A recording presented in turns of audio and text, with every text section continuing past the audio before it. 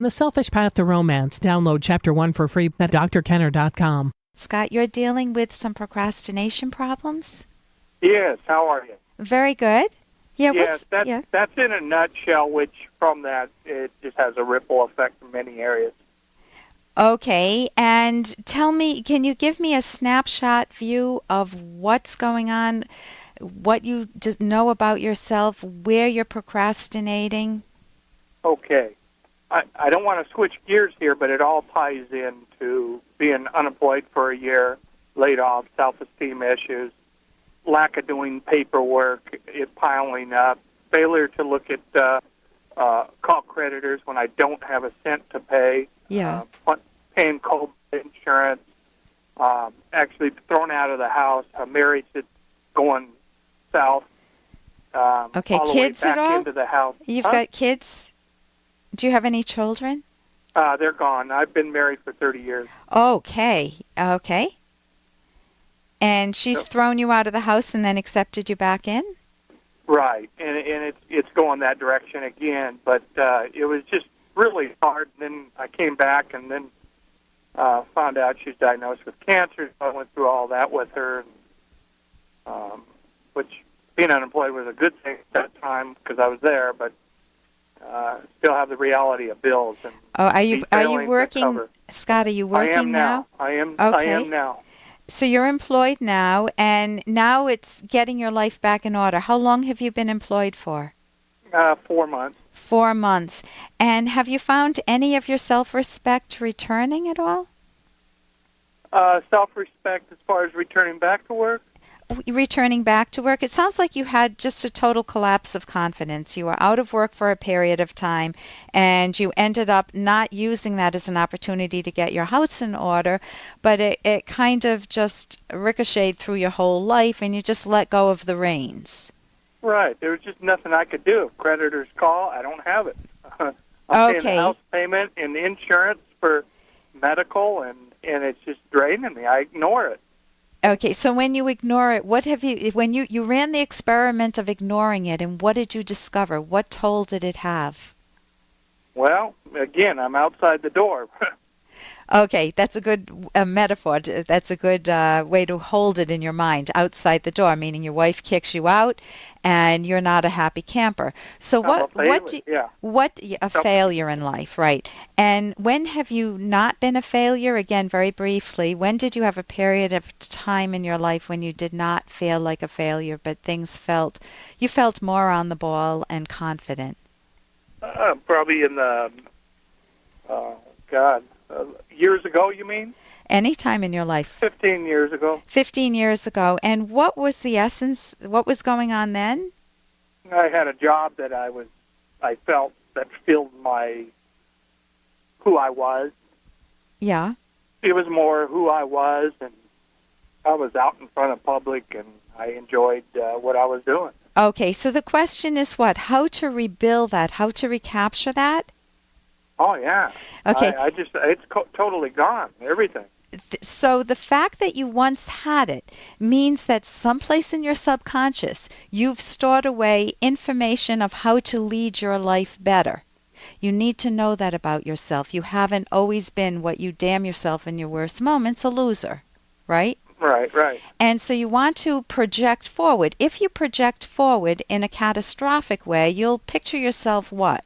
Hey, I got to interrupt this because we've got to pay some bills. 30 seconds, that's it. A very quick ad, and then Ellen will be back. Do you ever feel overlooked in your romantic relationships? Well, when it comes to love, sometimes it's good to be selfish. Find out why in the provocative book, The Selfish Path to Romance. Being selfish means valuing yourself, so your partner will value you. Discover the secrets to keeping yourself front and center in your relationship and building a romance that will last. Find The Selfish Path to Romance by Drs. Ellen Kenner and Edwin Locke on Amazon or at selfishromance.com. That's The Selfish Path to Romance on Amazon or selfishromance.com. If you haven't always been what you damn yourself in your worst moments, a loser, right? Right. And so you want to project forward. If you project forward in a catastrophic way, you'll picture yourself what? Where do losers end up? Down. Right, down. Right. Yeah. And you can picture the imagery. But that's what we all do. If we feel out of sorts, we feel like there's a period of time when things are down. And the skill you want psychologically is to be able to think of the direction you want to go in.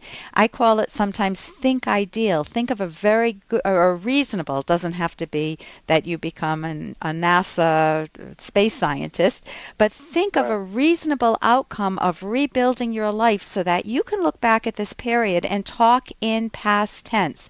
Oh, I remember when I went through a rough period in my life, and boy, it took a while to turn around, but boy, once I started to build up slowly, and I rebuilt up my financial situation and my confidence, and my life started coming back to me. Or I started bringing my life back to me. It's more putting you in the driver's seat. So skill number 1 is to think ideal.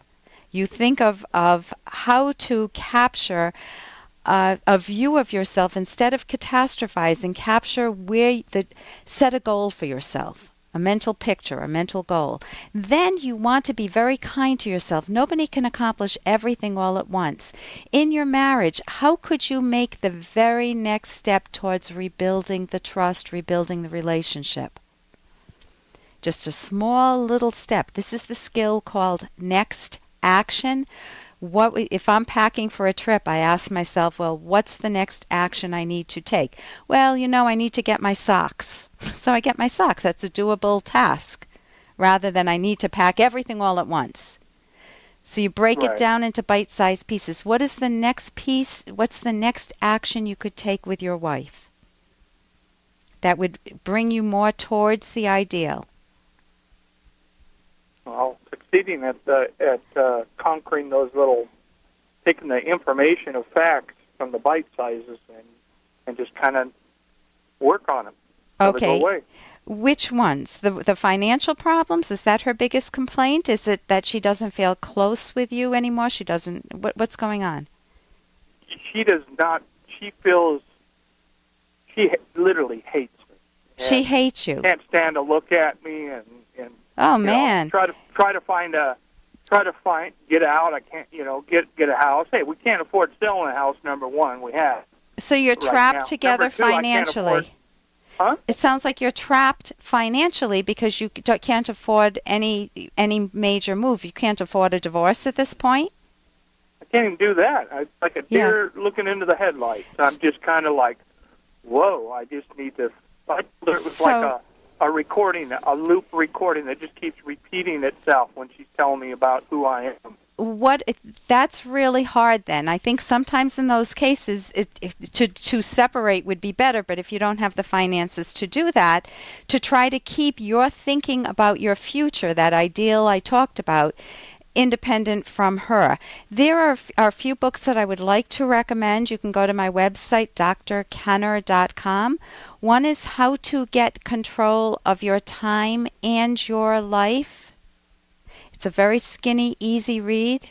How to get through what now? How to Get Control of Your Time and Your Life by Alan Lakein, Lakein. You can go to my website.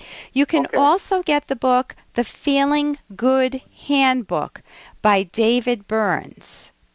And he has a whole section on procrastination, why people procrastinate, that you don't wait till you're in a good mood, for example, to get going. You just start, one of the skills is to get going anyway, that you don't should yourself to death. I should be doing this, I should be doing that. Instead, you figure out a good plan for yourself. You do make a plan. You figure out if part of your procrastination has to do with communication with your wife. Maybe you're procrastinating because you're so angry with her. And he will give you some good information in that book. Again, that's the book, The Feeling Good Handbook by Dr. David Burns. And thank you so much for your call. Hope that helps, Scott. I appreciate your time. Okay. And here's a little more from Dr. Kenner. I might be the only person on the face of the earth that knows you're the greatest woman on earth. And how you say what you mean and how you almost always mean something that's all about being straight and good.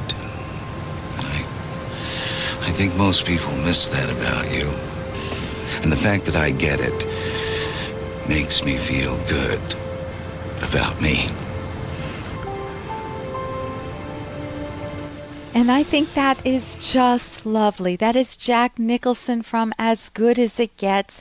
And just that ability in a very close relationship for somebody to take the time to recognize what they love in you, to put it into words, to share it with you, and to recognize that the reason they're capable of recognizing it is that they value it and they have it in themselves. And that doesn't mean thugs can't recognize it, but the reason they value it so highly is that they share that same character trait, that honesty, that integrity. For more Dr. Kenner podcast, go to drkenner.com and please listen to this ad. Here's an excerpt from The Selfish Path to Romance, the Serious Romance Guidebook by clinical psychologists Drs. Kenner and Locke.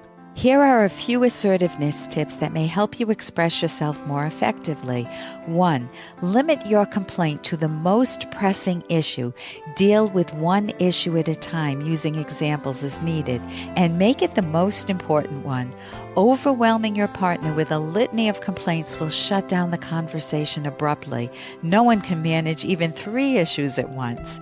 2. Do not be afraid to express strong emotion, provided this is not done with malice or with you language, you always, you never, but with frankness. For example, I'm furious now. I'll be back in half an hour to talk about what happened. Your partner needs to know the intensity with which some conflict is affecting you. You can download Chapter 1 for free by going to drkenner.com and buy it at amazon.com.